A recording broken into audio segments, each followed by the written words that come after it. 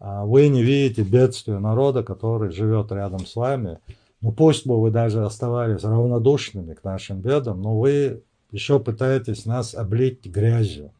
Даже более того, как сказал один мой друг, когда против этих нечистот, которые вы льете на чеченский народ, мы ставим зонтик, вы нас объявляете националистами, своими врагами. Вот до этого дело дошло.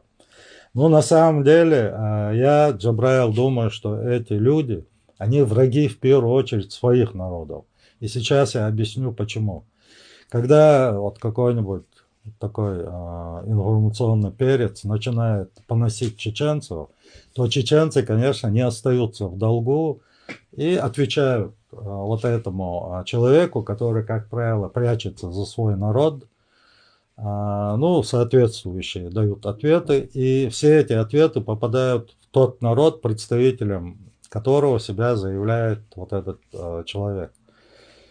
И всплывает очень много негатива, который, да, для данного народа, он может быть оскорбителен, он может хотел бы забыть об этих исторических явлениях, но чеченцы так остро, подробно, со всеми деталями напоминают вот эти вещи. И, естественно, это расстраивает представителей данного народа. И поэтому им не приходит в голову обвинить вот этого человека, который льет грязь на чеченцев, вызывая обратную волну. Слушай, заткнись, и тогда мы с чеченцами будем жить нормально. Если ты их не будешь оскорблять, они не будут оскорблять и нас. Но то же самое относится и к чеченцам. Если мы как бы по своей инициативе становимся зачинщиками вот этих дрязг, то да, естественно, и на чеченцев идет обратная волна вот такой же грязи.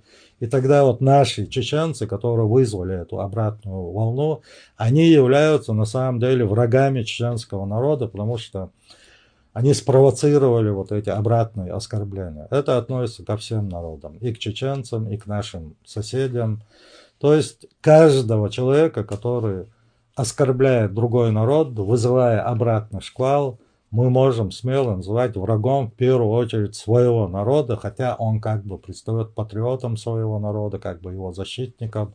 На самом деле он провокатор, который усиливает вот эту грязь, которая льется на его народ.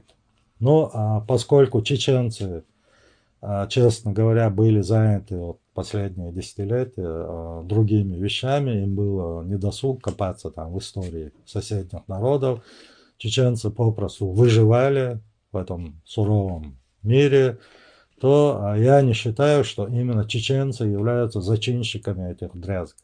Может, мы и явились бы этими зачинщиками, если бы жили там благополучно, там, мирной жизнью, но на самом деле нам было не до истории, не до копания каких-то исторических дрязгов, потому что мы были заняты, очень заняты, все наше внимание было привлечено современностью. Мы попросту выживали в этих войнах и в поствоенных ситуациях. И я, конечно, не хочу оправдывать чеченцев, но факты показывают, что да, мы не могли быть зачинщиками вот этих дрязг.